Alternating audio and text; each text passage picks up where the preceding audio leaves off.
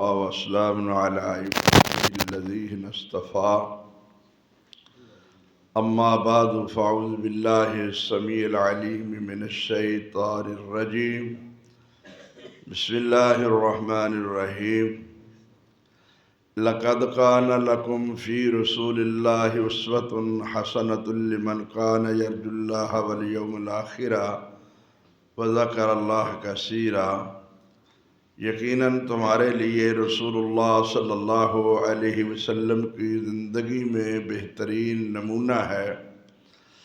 بھائیو، اس کائنات کے اندر سب سے زیادہ محبوب مقام والی ذات اگر ہے تو وہ صرف اور صرف محمد رسول اللہ صلی اللہ علیہ وسلم کی ذات ہے۔ عبادت کے لیے ایک ذات ہے جسے رب العالمین کہتے ہیں۔ عبادت کے انداز کے طریقہ کار وہ ہیں صرف اور صرف محمد رسول اللہ صلی اللہ علیہ وسلم کے۔ کلمہ جو ہم پڑھتے ہیں لا الہ الا اللہ محمد رسول اللہ، اس کا یہی تقاضا ہے کہ پوجیں گے الہ کو اور اس پوجنے کا طریقہ پوچھیں گے محمد مصطفیٰ صلی اللہ علیہ وسلم کو۔ قرآن کریم ہم پڑھتے ہیں، پڑھاتے ہیں، نصیحت وصیت لوگوں کو کرتے ہیں کہ اللہ تبارک و تعالیٰ نے تمام انبیاء سے وعدہ لیا کہ اے میرے انبیاء نبیوں، تم نے بھی میرے محمد صلی اللہ علیہ وسلم کی ہی پیروی کرنی ہے۔ اگر کسی کے دور میں آ جائے تو وہ اپنی بات کی دعوت نہیں دے گا، وہ محمد رسول اللہ کی ہی دعوت دے گا۔ محمد رسول اللہ ہی کی خود بھی پیروی کرے گا اور دوسروں کو بھی اس رسول کی پیروی کرنے کا ہی حکم فرمائے گا۔ اب آپ اندازہ فرمائیں کہ رسول اللہ صلی اللہ علیہ وسلم کا دین قیامت تک ہے، آپ کی ذات خاتم النبیین، اسی لیے ہے کہ ہر بات آپ پر ختم ہے۔ جیسے آپ کی ذات آخری ہے، بات بھی آپ کی ہی آخری ہے، طریقہ بھی آخری آپ کا ہی ہے۔ جب یہ پتہ چل جائے کہ رسول کا طریقہ یہ ہے، آپ کا فرمان یہ ہے، تو پھر اس کے علاوہ ہم کوئی اور دوسرا طریقہ اختیار نہیں کر سکتے، خواہ کوئی بڑے سے بڑا کیوں نہ وہ طریقہ اختیار کرنے والا ہو۔ اللہ تعالیٰ فرماتے ہیں کہ جس کو پتہ چل جائے کہ رسول کا یہ طریقہ ہے، محمد رسول اللہ صلی اللہ علیہ وسلم کا یہ فرمان ہے، ایک آدمی اسے پتہ ہی نہیں، اس کی بات نہیں ہم کرتے، اسے تو علم نہیں، وہ کہہ سکتا ہے کہ اے اللہ مجھے اس بات کا علم نہ تھا اس لیے میں نے یہ کر لیا ہے۔ لیکن جس کو ایک بات کا پتہ چل جائے کہ یہ رسول اللہ کا انداز ہے، طریقہ ہے، یہ سیرت ہے، یہ فرمان ہے، وہ اس بات کی مخالفت کرے، اس کو چھوڑ کر کسی اور نبی کے پیچھے بھی چلے گا تو وہ مومن نہیں ہے۔ قرآن کریم میں اللہ تعالیٰ فرماتے ہیں ما کان لمؤمن ولا مؤمنۃ اذا قضى الله ورسوله امرا ان يكون لهم الخيرة من امرهم ومن يعص الله ورسوله فقد ضل ضلالا مبینا۔ وہ مرد ہو، وہ عورت ہو، کوئی بھی ہو، جس کو یہ پتہ چل جائے کہ اللہ کے رسول صلی اللہ علیہ وسلم کا طریقہ کار یہ تھا، وہ جان بوجھ کر اس کی مخالفت کرے تو اللہ فرماتے ہیں کہ وہ مومن نہیں، مرد ہو یا وہ عورت ہو۔ پھر ایک مقام پہ اللہ تبارک و تعالیٰ قسم اٹھا کر فرماتے ہیں فلا وربک لا یؤمنون، اے میرے محمد صلی اللہ علیہ وسلم مجھے آپ کا رب ہونے کی قسم ہے، وہ مومن نہیں جو آپ کو اپنے معاملات کے اندر فیما شاجرہ بینہم، جن معاملات میں وہ الجھتے ہیں، اختلاف کرتے ہیں، جھگڑا کرتے ہیں، بامی گفتگو ہوتی ہے، ایک کہتا ہے اس طرح ہے، دوسرا کہتا ہے اس طرح ہے، تو جس کو پتہ چل جائے کہ یہ میرے رسول کا فیصلہ ہے، طریقہ ہے، انداز ہے، وہ اگر اس کو اس وقت تسلیم نہ کرے تو میں قسم اٹھا کر کہتا ہوں کہ وہ بندہ مومن نہیں ہے۔ فلا وربک لا یؤمنون حتی یحکموا، یہاں تک کہ وہ آپ کو حاکم تسلیم نہ کریں۔ حتی یحکموک فیما شجر بینہم، جن معاملات میں وہ الجھے ہیں، اگر وہ اپنے ان معاملات میں آپ کو حاکم تسلیم نہ کریں تو میں قسم اٹھا کر کہتا ہوں کہ وہ مومن نہیں ہے۔ میرے ویرو، اور پھر اللہ تعالیٰ نے ایک مقام پر فرمایا کہ منافق کی نشانی کیا ہے؟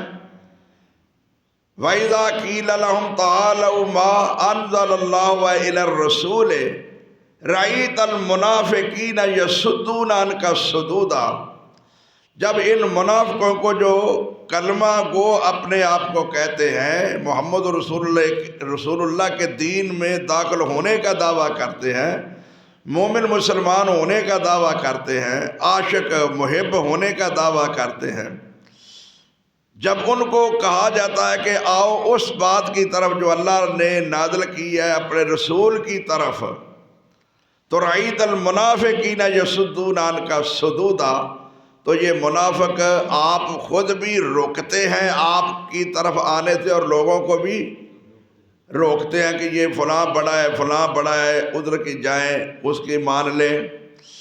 اسی لیے اللہ تبارک و تعالیٰ نے اس کائنات کے اندر معیار اگر ٹھہرایا ہے نجات کے لیے تو وہ صرف ایک ذات ہے جس کا نام ہے محمد صلی اللہ علیہ وسلم۔ ہم دیکھتے ہیں کہ ہمارے اور دوسرے بھائیوں کے درمیان تراویح کی تعداد کے اندر اختلاف ہے۔ ہم کہتے ہیں کہ نبی کریم صلی اللہ علیہ وسلم کی 8 رکعت ہی سنت ہے، توجہ۔ دوسرے بھائی کہتے ہیں 20 رکعت سنت ہے۔ حقیقت یہ ہے کہ یہ تمام حنفی اکابر بڑے جو ہیں وہ مان چکے ہیں کہ سنت 8 رکعت ہی ہے۔ یہ مولانا انور شاہ کشمیری صاحب نے اپنی تقریر کے اندر جو ترمذی کے اوپر ہے اس میں لکھا ہے کہ اس بات کے علاوہ کوئی چارہ نہیں، ہم اور کچھ بھی بات نہیں کر سکتے، تسلیم کیے بغیر نہیں رہ سکتے کہ نبی کریم کی سنت تراویح جو ہے وہ 8 رکعت ہی ہے۔ رمضان میں آپ لمبا قیام کرتے تھے، رمضان کے علاوہ اس کے مقابلہ میں قیام مختصر ہوتا تھا، رکعتیں نہیں بڑھاتے تھے، ایک ہی نماز ہے اور اس کی رکعتیں بھی 8 ہی ہیں، اسے تراویح کہہ لیں، تہجد کہہ لیں، قیام اللیل کہہ لیں، صلاۃ اللیل کہہ لیں، وطر کہہ لیں، نماز ایک ہی ہے، نام اس کے مختلف ہیں۔ اگر آپ عشاء کے بعد پڑھنا چاہیں تب بھی آپ کو اجازت ہے، اٹھ کر پڑھنا چاہیں تب بھی آپ کو اجازت ہے۔ کیوں؟ نبی کریم صلی اللہ علیہ وسلم نے تمام اوقات میں، پہلے وقت میں، درمیانے وقت میں، آخری وقت میں، سب وقتوں میں ساری رات میں یہ قیام کیا ہے۔ تو قیام کرنے میں آپ کو اختیار ہے، پہلے وقت میں کر لیں، آخری وقت میں کر لیں، ساری رات کر لیں، تعداد رکعات بڑھانے کا آپ کو کوئی اختیار نہیں ہے۔ کئی علماء اہل حدیث بھی کہتے ہیں جی پہلی رات آپ تراویح پڑھ لیں 8 رکعت اور آخر میں پھر آپ تہجد بھی پڑھ لیں، یا کئی علماء کہتے ہیں کہ جو عالم 20 رکعت نماز تراویح پڑھاتا ہے اس کے پیچھے تم 20 ہی پڑھو گے، یہ اہل حدیث کئی عالم کہتے ہیں، لیکن یہ بات غلط ہے۔ وہ 20 پڑھانے والا بھی صحیح نہیں ہے، چونکہ نبی کریم نے پوری زندگی میں 20 رکعت نہیں پڑھی، وہ 20 پڑھانے والا بھی صحیح نہیں پڑھا رہا اور اس کے پیچھے پڑھنے والا بھی صحیح نہیں پڑھ رہا۔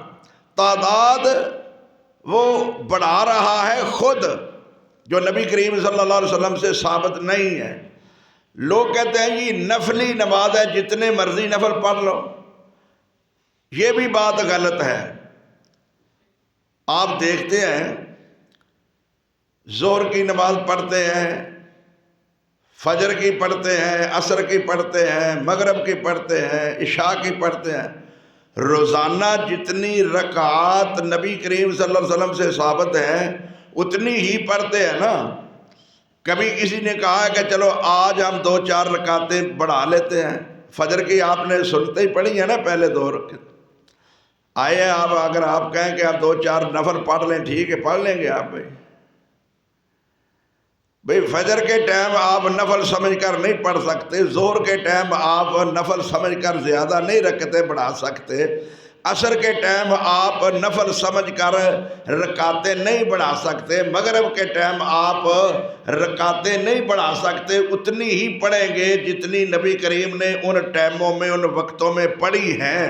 عشاء کے بھی اتنی پڑھیں گے جتنی نبی کریم نے پڑھی ہیں۔ جب آپ 5 وقتوں میں نفل نماز سمجھ کر اور نفل نہیں پڑھ سکتے، اتنے ہی پڑھیں گے جتنے نبی کریم صلی اللہ علیہ وسلم سے ثابت ہیں، تو یہ تراویحوں کے مہینے میں آپ لوگ 20 رکعت بڑھانے کا کیا اختیار رکھتے ہیں؟ کس نے آپ کو اختیار دیا ہے؟ جی لوگ پڑھتے تھے، بھئی لوگ 20 پڑھیں، 30 پڑھیں، 36 پڑھیں، 40 پڑھیں، 50 پڑھیں، یہ سنت نہیں ہے۔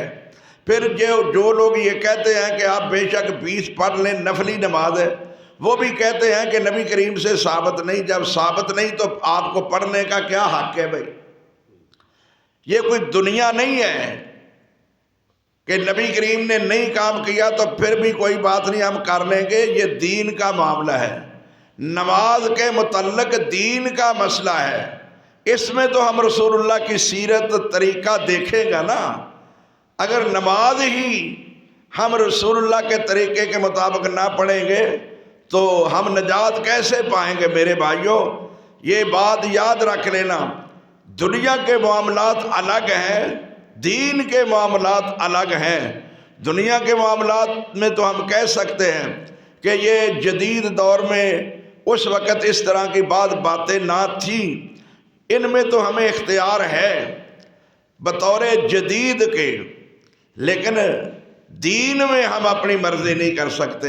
نہ تو ہم 20 رکعت سنت سمجھ کر پڑھ سکتے ہیں، بعض کہتے ہیں سنت نہیں چلے نفل پڑھ لیں، یہ بھی نہیں ہے۔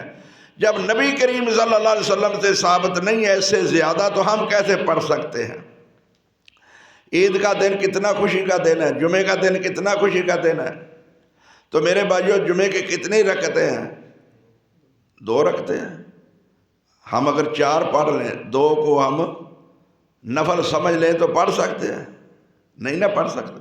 جمعے کے دن 2 کی بجائے 4 نہیں پڑھ سکتے تو یہ تراویحوں میں ہم کتنی پڑھا دیتے ہیں ہر روز؟ سنت کتنی ہے؟ 8، تو پڑھتے کتنی ہیں؟ 20۔ تو کہنے والے تو کہتے ہیں فلاں نے حضرت عمر نے 20 کی تھی، یہ بھی جھوٹ ہے۔ حضرت عمر نے نہ 20 پڑھی ہے نہ 20 کا حکم دیا ہے، نہ پڑھی ہے نہ حکم دیا ہے، یہ بھی بالکل جھوٹ ہے۔ یزید بن رومان اس روایت کا راوی ہے، اس کی حضرت عمر سے ملاقات ہی نہیں ہے۔ متہ امام مالک میں حضرت عمر نے جو حکم کیا ہے نا کہ تم یہ رکعتیں ادا کرو تو کتنی کرو گے؟ 8 رکعتیں۔ حضرت عمر فاروق نے متہ امام مالک میں جو حکم دیا ہے نا وہ 8 رکعت کا ہی دیا ہے۔ تو جو لوگ یہ کہتے ہیں کہ یہ نفل ہیں، رات کو اٹھ کر دوبارہ پھر پڑھ لو، رات کو پہلے تراویح پڑھ لئیے، تہجد دوبارہ پڑھ لو، یہ بھی درست نہیں۔ نبی کریم صلی اللہ علیہ وسلم سے ایک ہی تعداد ہے، وہ پہلے وقت میں ہو، درمیانے میں ہو، آخری میں ہو، وہ کتنی رکھتے ہیں؟ 8 رکعتیں، یہی سنت ہے۔ زیادہ رکعت ادا کرنے میں ثواب نہیں ہے، سنت کے مطابق نماز پڑھنے میں ثواب ہے، وہ اگرچہ کم رکعتیں کیوں نہیں۔ اللہ ہمیں اور آپ کو سنت کے مطابق عمل کی توفیق عنایت فرمائے۔ آخر دعوانا الحمدللہ رب العالمین۔